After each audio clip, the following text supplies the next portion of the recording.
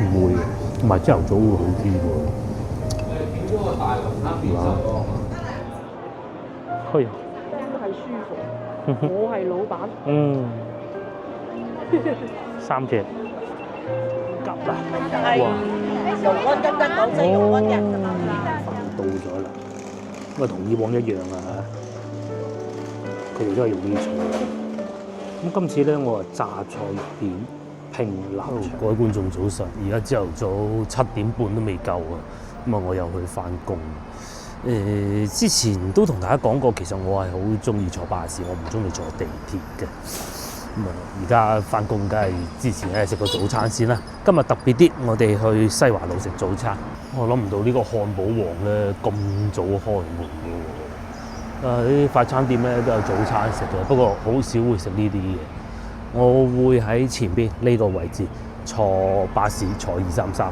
咁外邊咧車來車往呢條路咧就係環市東路咯，喺嗰度坐巴士。咁其實咧手提電話咧係可以睇得到架車去到邊嘅，不過錄影中咁啊冇辦法啦。我會坐呢個233一路坐到陳家祠落車嘅，因為成日話點解我哋去陳家祠咧，其實就係咁解嘅，好方便嘅。可以講係成個荔灣區嘅核心，都不為過。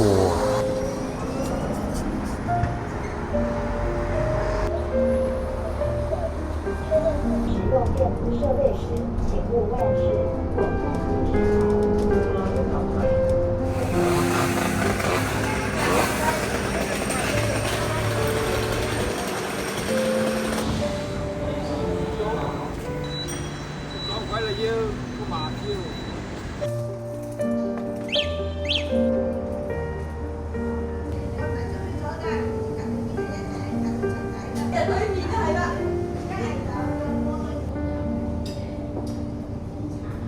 我早餐嚟咗，呢個係一個套餐嚟嘅。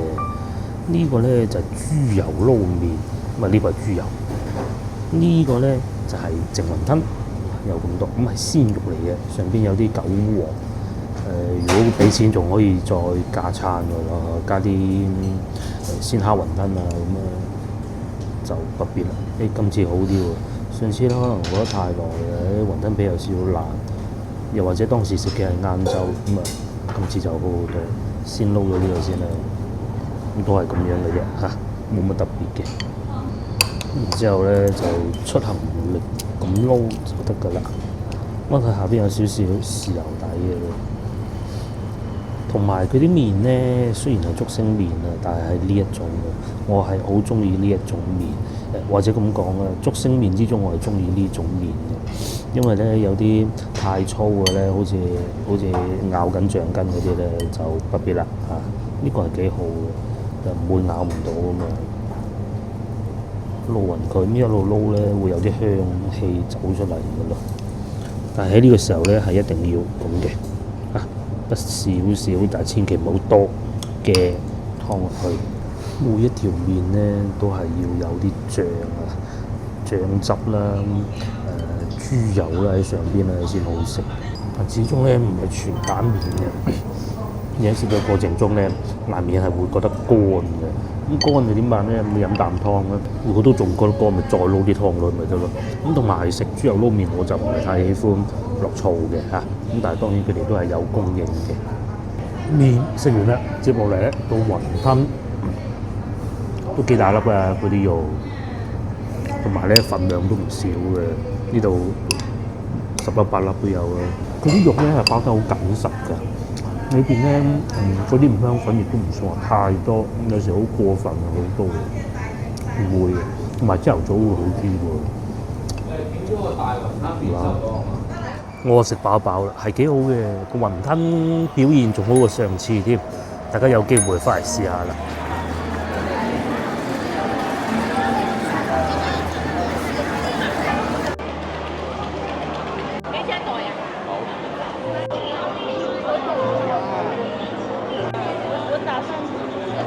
真係有人俾錢㗎喎！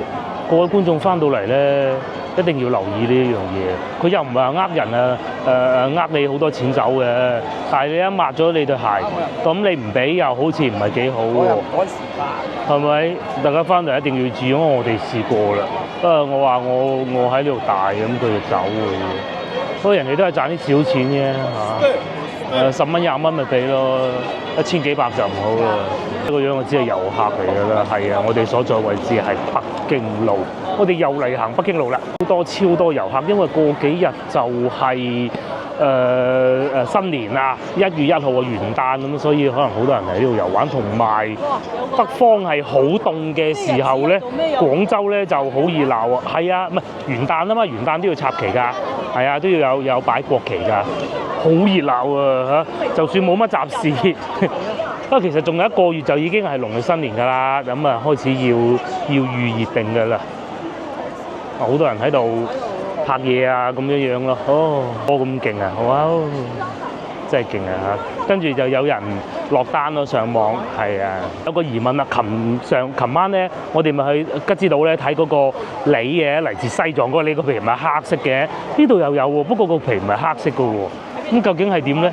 特產嘅，話說呢個限時入境啊，144小時啊，真係非常非常之好啊嚇！見到好多外國人啊，上海啊仲多啊，尤其嗰啲韓國人啊，首選就去上海啊，其他地方咩東南亞都唔去啊，睇下大城市啊嘛。呢個係賣咩啊？貴州特產。我哋都係見到會有好多外國遊客㗎。咁與此同時咧，其實內地遊客都會有咯。正如先頭所講，因為溫暖啊，其實今日好熱嘅。每一格都係賣下嗰啲當地嘅特產咯。呢度啊，西藏嘅。嗱，後邊嗰個蘋果就係啦。琴日我哋見到嗰啲黑皮嘅喎，一樣係同一個地方嘅喎。但係呢度咧，同喺龍津路市場見到嗰啲一模一樣嘅。我信吉之島多啲嘅嚇。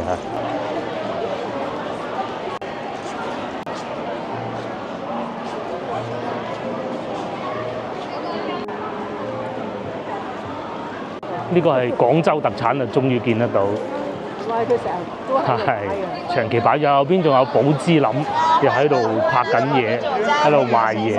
好多企業咧都一定係要擺上網啊，擺上網賣都唔緊要啊，仲要係有直播啊，揾個小姐姐咁嚟一路講住咁樣賣咯。但係呢個咧就咩都唔使嘅，因為佢哋係唔可以網上銷售，呢啲就可以啦。呢個係賣咩啊？好多直播啊，大佬。有工人文化宮係啊，係官方㗎，唔係私人嗰啲㗎，好專業㗎。係啊，啱先我見到嗰個靚女就喺度嚟講緊嗰個寶芝林咯，脆皮鷹嘴豆，又或者呢個係呢個係貴州啊，係嘛？應該係新疆紅棗，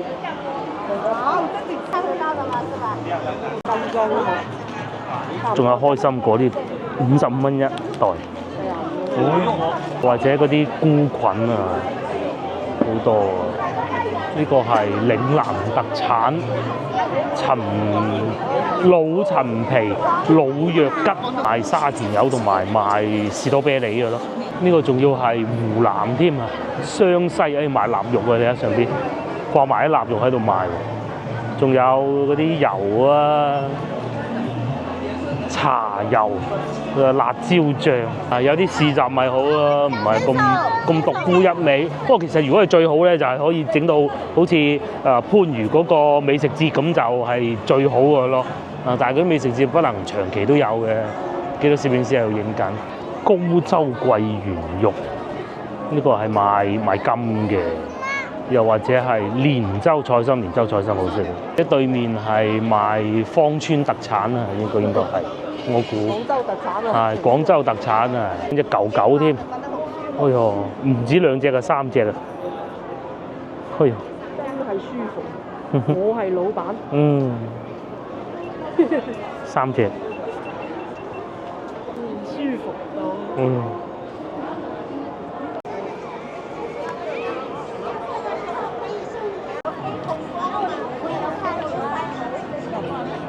哦，仲有牛肉丸呢度係皇上皇廣式臘味啊，係嘛？真係好多洋人啊！佢仲要係啦，白人嚟㗎，唔係嚟自東南亞嗰啲咁樣㗎。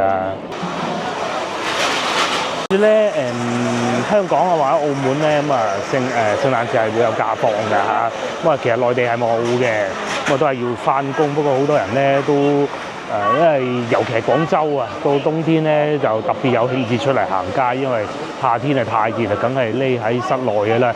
尤其呢幾日咧就不是太凍啊，咁啊嚟到遊玩嘅遊客梗係揸緊時間出嚟行下，包括本地人都係嘅，睇得出有好多都係遊客嚟嘅。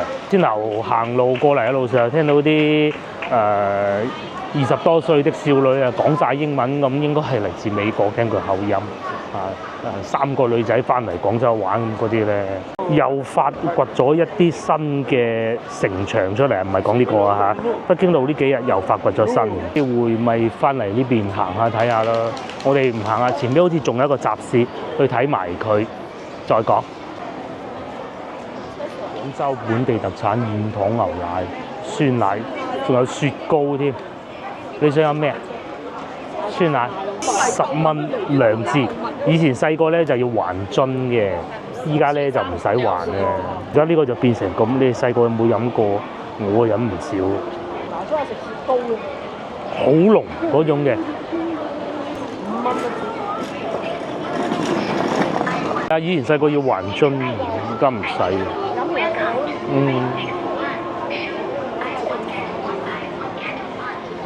攞翻屋企種花都得嘅，花都特產。花都有咩特產咧？陳皮、紅豆沙、豆豉鯪都好似唔關事。搭就同大家講過啊，廣州好多自助售賣機，呢度又有啦，都唔貴，一杯咖啡賣緊12.9蚊咯，拿鐵啊，奶茶6蚊添嘅，朱古力牛奶8蚊，咁啊整完喺度出嚟咯。6蚊個熱椰奶。仲有呢個先勁啊！佢後邊嗰部車咧係會跟住行嘅，好多人跟住拍㗎。嗰部車係會自己跟住行㗎。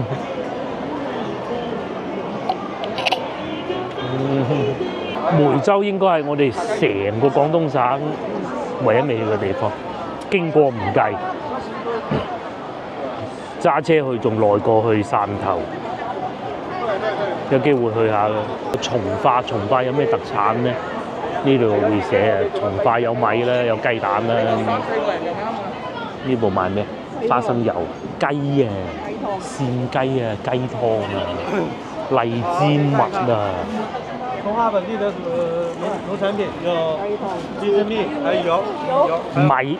新遠的一個山水普滷乾，然後從化本地的一個土雞蛋。雞都係從化。它就等於係優惠5、2蚊嘅啦。哦，268鮮雞。呢個。兩件特產呢一期先有㗎咋，過咗就冇㗎啦。大菜心啊，定係大芥菜咧？都有喎。呢個係賣金桔啊，金桔啊，哇！龍安金桔廣西龍安人，得我哋中國先至種得出嚟嘅。哦，厲害厲害！就話呢啲特產好，有嘢睇，唔買都睇下都好。就嚟到呢個越秀特產啊！越秀特產有啲咩嘅咧？蝦皮係啦，哦一德路啊，係魷魚絲，呢個係賣蝦乾。仲有烤番薯添，5蚊一條，擺喺個焗爐裏邊烤嘅喎。呢個係唔知邊度嘅特產啊！呢個垃圾桶。都應該後邊香港。7蚊啫喎呢一盒。係啊。知幾好啊嚇！喺北京路咁搞下，有啲小食賣下，再多啲就更好啦。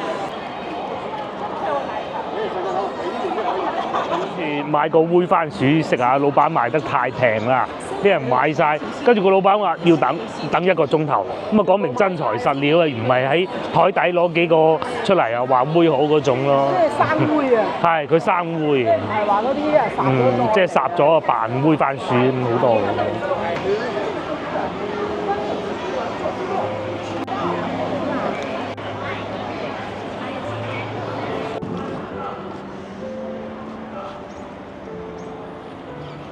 幾旺啊！北京路果然係唔同嘅嚇，同埋我覺得國家呢個政策真係非常之好，你要打開個國門俾人哋嚟睇先得噶嘛。其實對我嚟講，我真係唔知啊！以前我以為咧外國人啊嚟中國係好容易啊，後尾咧即而家到呢一期要促進消費咧，先知道原來佢哋以前啊申請中國嘅簽證係咁難㗎。咁啊，而家就知道啦，所以咧好多洋人嚟到啊，見得到咁啊，好多人都係上嚟睇下噶嘛。尤其咧嗰啲短途旅行啊，上海啊話嗰啲韓國人啊，一星期五收工就去上海玩，就去食，因為近啊嘛，近啊嘛，你去睇下都好嘅啫。尤其可能而家人民幣又平咧，而家嚟到呢邊就安靜咗好多啦。好得意。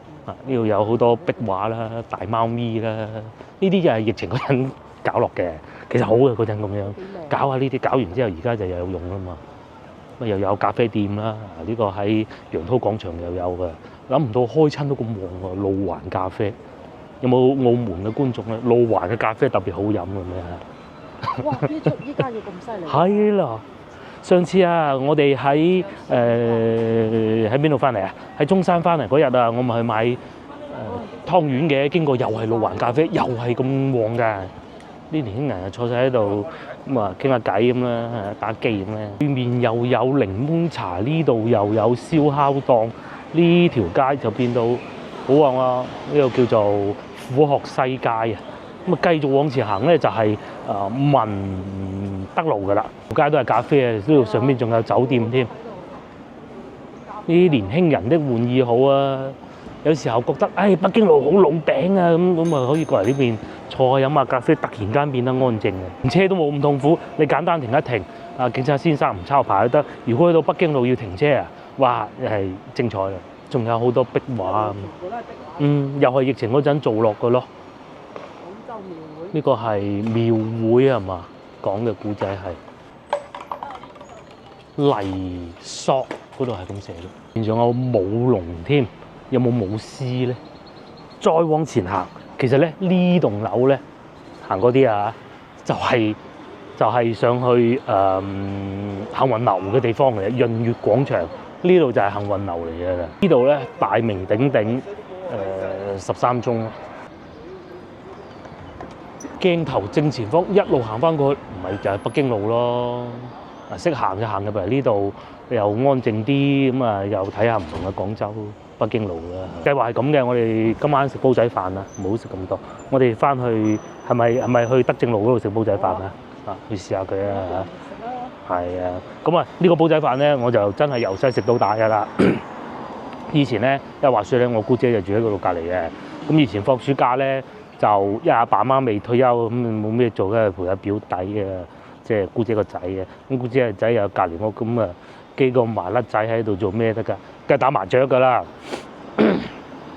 咁咧，阿姑姐係住9樓，咁啊好似仲有我堂細佬嘅4個人打麻雀。其實打就唔係打好大嘅，但係消磨下時間，研究下音樂咁咯。咁啊叫外賣送上嚟。送完一轉，你個飯又幾好喎，我又叫啦咁就係咁啊，搞到送外賣嗰個哥哥幾陰功，硬上9樓。鏡頭正前方睇唔睇到幸運樓4個字？嗰度上去就係幸運樓嚟㗎啦。係啊，嗰度啊。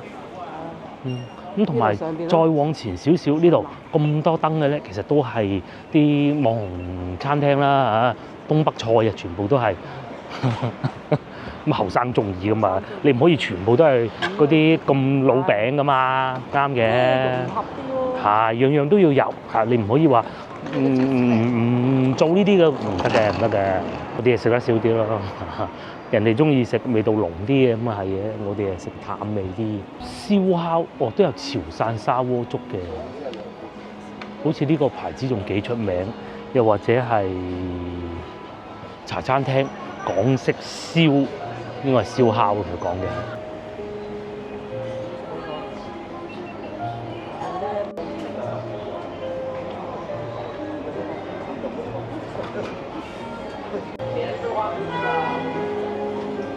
係文明路，我成日講錯㗎嚇。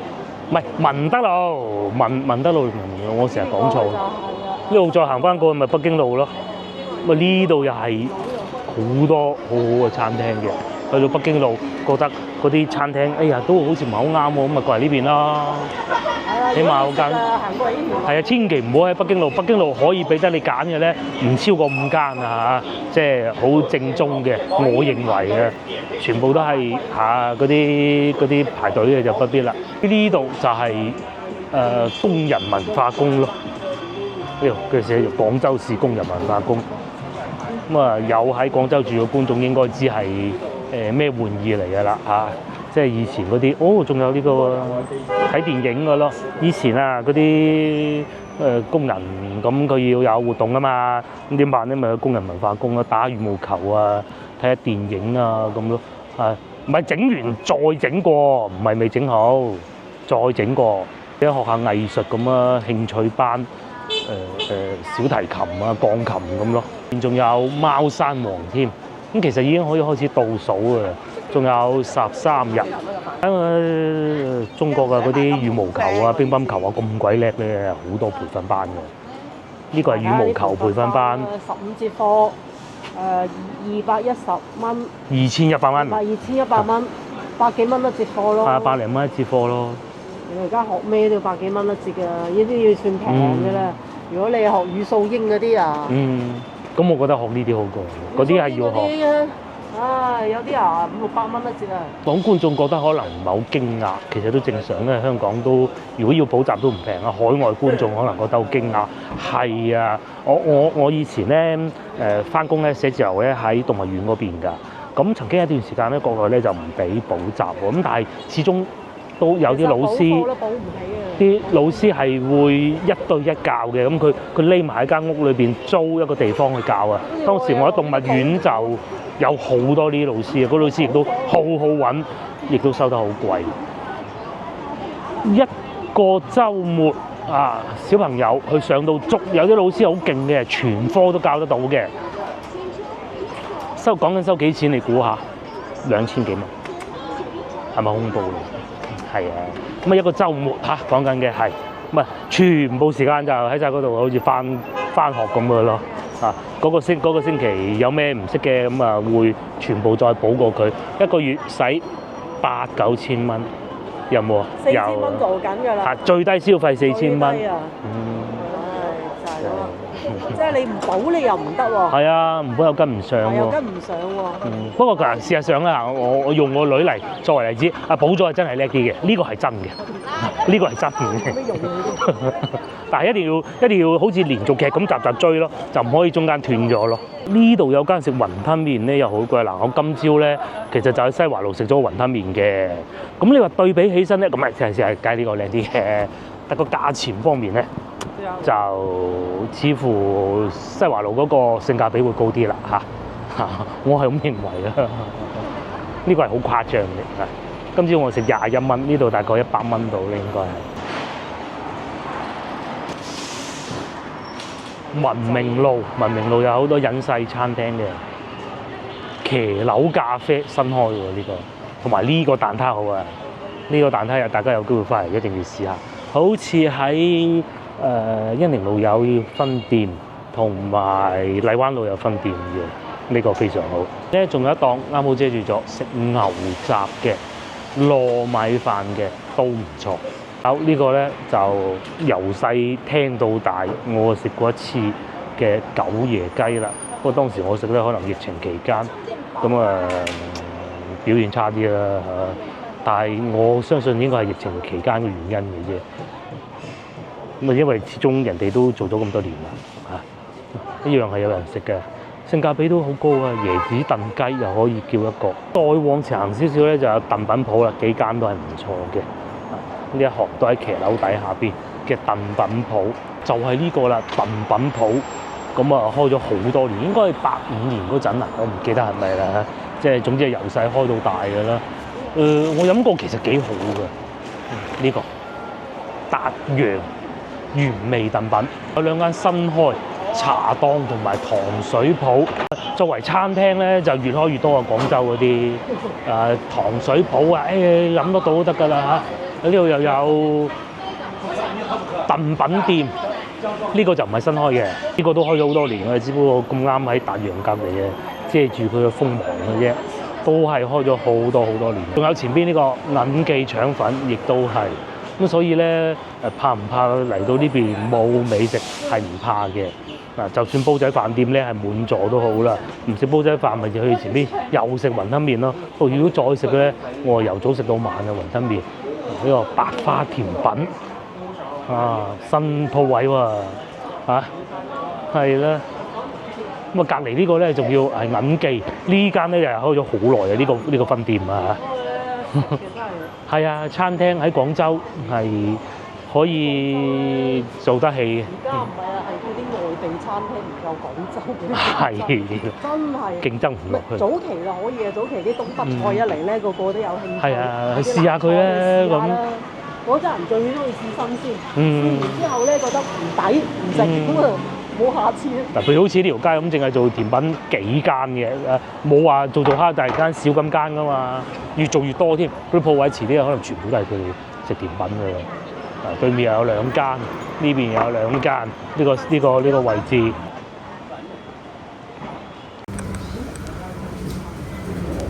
另外仲有我最喜歡嘅雲吞麵鋪財福，呢度都嚟到呢度啦，哇！好似好多人下咁喎。呢個咧就食燉品嘅，後邊咧就煲仔飯嘅。而家6點鐘都未夠，唔應該咁多人㗎喎。搞錯，呢個咧係排隊食葱油餅先啱，葱油餅平啊嘛，係好食嘅呢個。先頭所講燉品店咧，呢度都有分店嘅，好似呢度仲坐得舒服啲。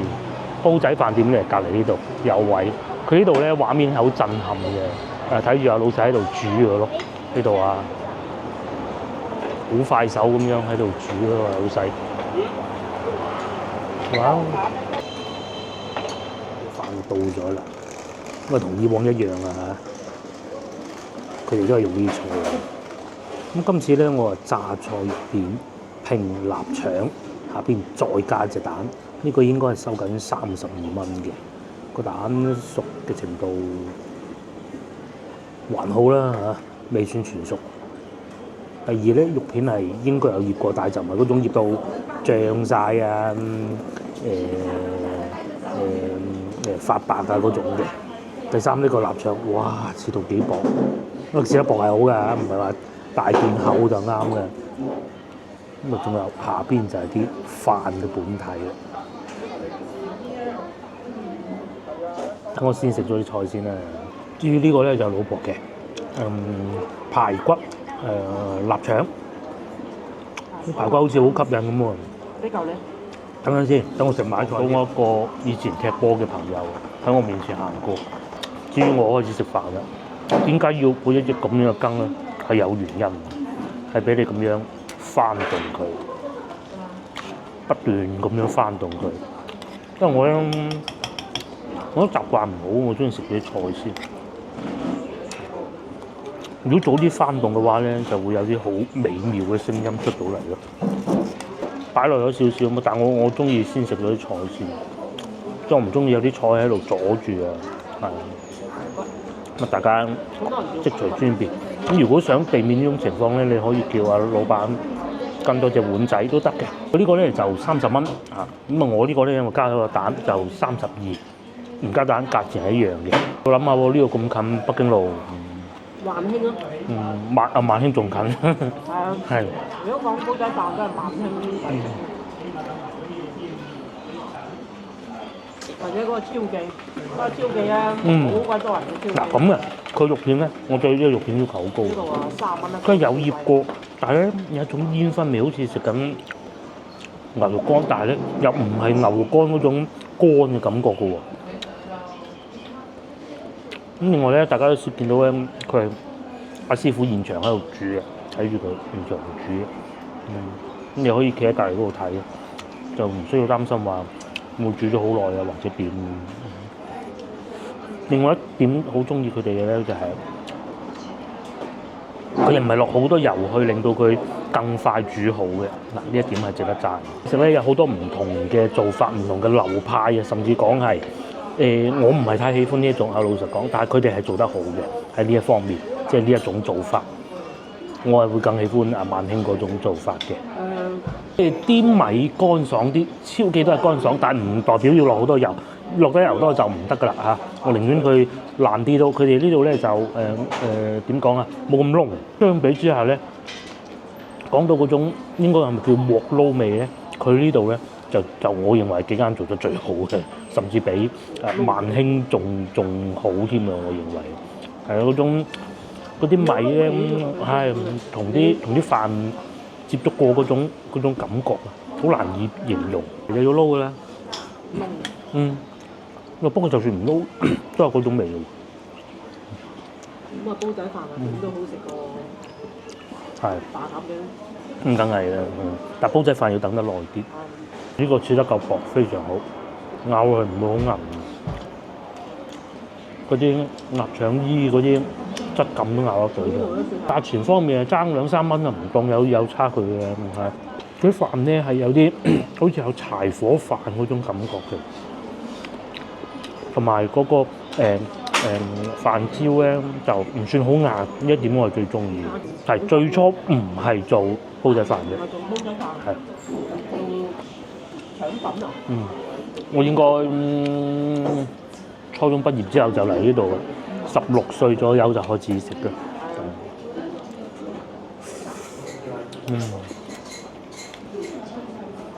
呢個加蛋。係加蛋，反而個加蛋有少少失望，因為佢熟嗰頭。不過熟啲好嘅嚇，油亦都唔算太多。唔多，真係好討厭好多油嗰種感覺。排骨都可以。排骨都可以啊嘛。可以啊。上一次有一次食嗰個唔得啊，好多梳打粉。佢依家就冇梳打粉。23。我食到啲肉味。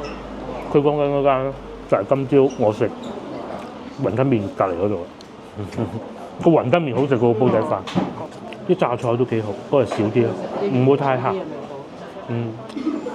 次我哋食有一間哇，啲梳打粉勁多，完全唔掂當啊！梳打粉太勁，依間啱。呢間梳打粉好。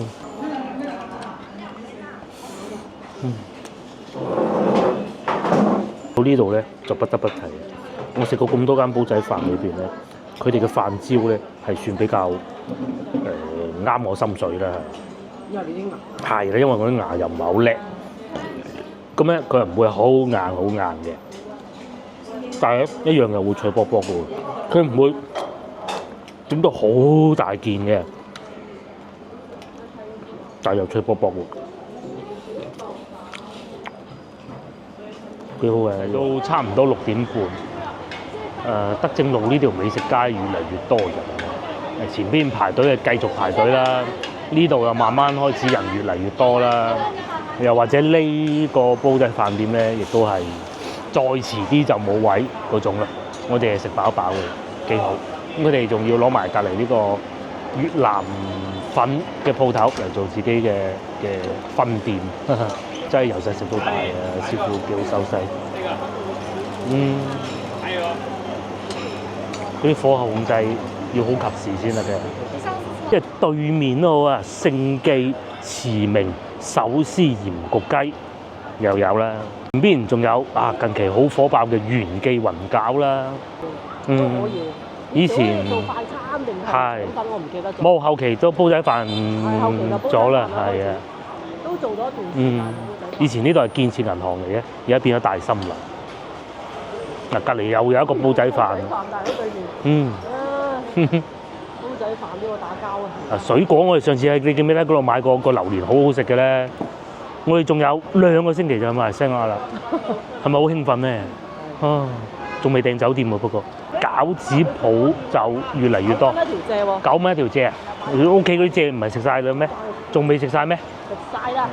2間都有得入去食嘅，現場煮嗰種嘅，好似餐廳咁喎，直頭唔係買餃子，我哋買蔗呢度。呢間對面又有，但係我哋係買蔗。2間係唔同嘅，都係同一個價錢，都係會幫你斬埋。12個8條。唔係9蚊9一盒嗰個係，唔知啊嗱呢啲咁樣盒咯。點會一盒咁樣好食啊？梗係成碌揸住咬㗎啦。隔離呢度就都係9蚊9咯，係嘛？幫你整到一嚿嚿咁樣，哦，驚住你唔識咬嗰啲人，啲人，點會咁㗎？黃金甘蔗，即係個裂都要幫你斬埋。一諗又話唔買啦。我對呢度如是般這般熟咧，因為啊姑姐就住喺呢個口上去，上到上邊9樓，唔係呢個口係前邊嗰度，住咗好多年㗎啦。因為咧阿姑丈嘅爸爸咁啊，其實我都見過佢老人家㗎。小時候我就會嚟佢屋企玩嘅，大概都係住呢個方位，應該係前邊往右轉嗰度。喺龍港所對面嘅，好有生活氣息嘅。嗰啲餐廳咧擺得喺度咧，唔差㗎。如果講到話喺荔灣區以外要揀2個地方出嚟，係可以同荔灣區媲美嘅咧，一個呢度。第二個我認為就係西華路，但係西華路有部分係屬於荔灣區。0度啦！終於俾佢揾到要賣蘋果啦！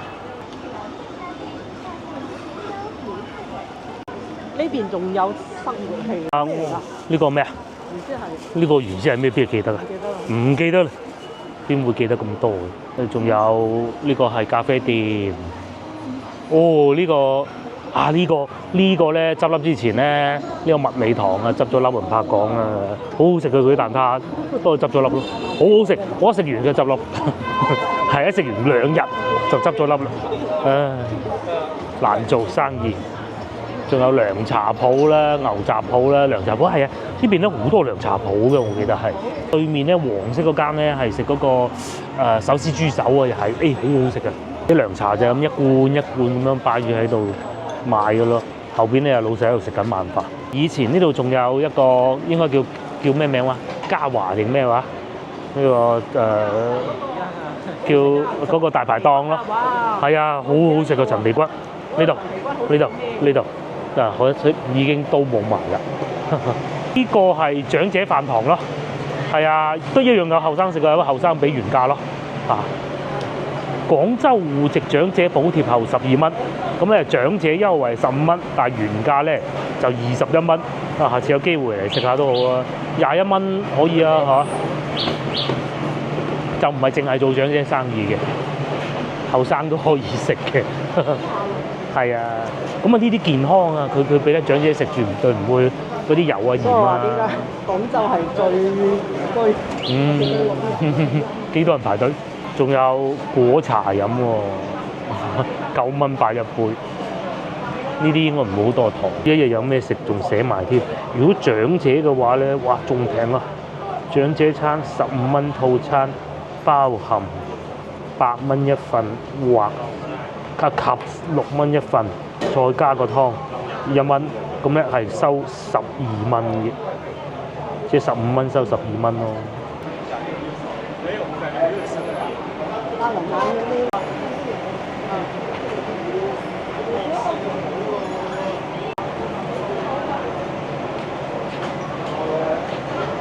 飯堂仲要呢個唔做石級，係做可以俾輪椅推上去添，揾啲就可以落嚟呢度。即係長者係好需要呢啲服務嘅，你唔使下下走去市場買主餐懵嘅，係啊，我哋嗰邊都有啊。10蚊原價10蚊。荔灣我哋都見過有嘅，但係只不過當時去到就唔係晚飯時間咁解，而家晚飯時間幾火爆啊，仲多人過去隔離食煲仔飯。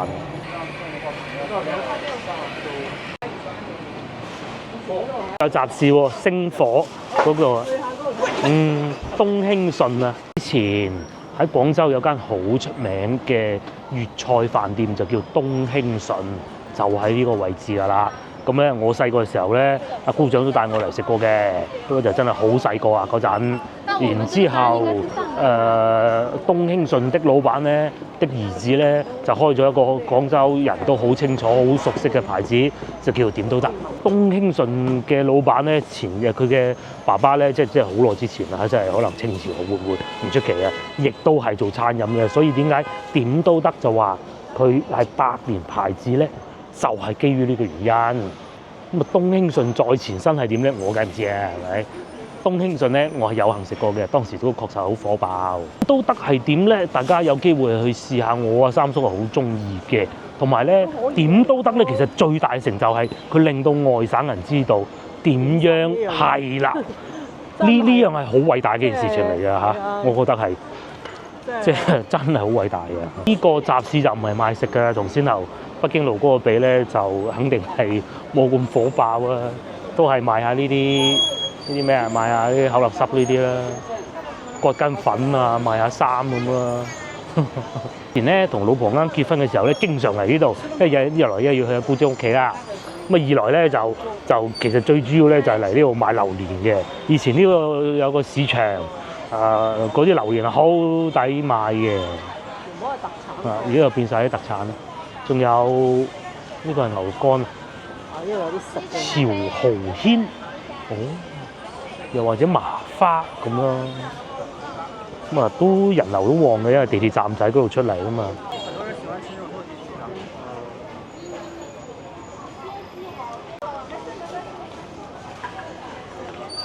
有公園前仲有樓盤賣嘅咧，喺邊嘅咧？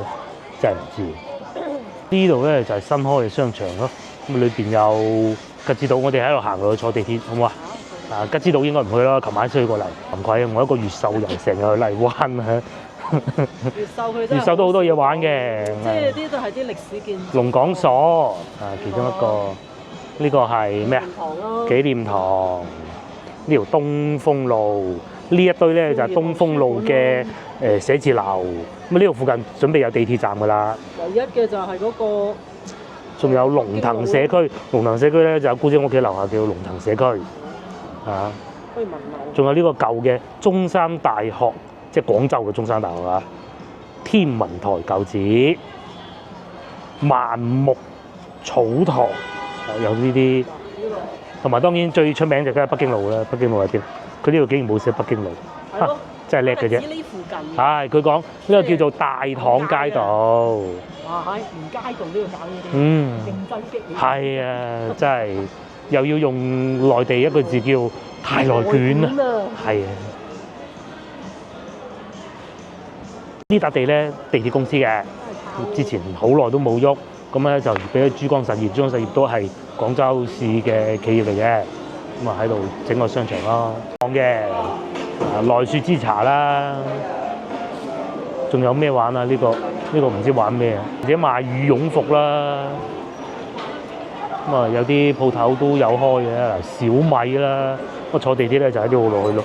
咖啡店啦、烘焙啦，各種都有。必须得看，不知道就是他不会拍人。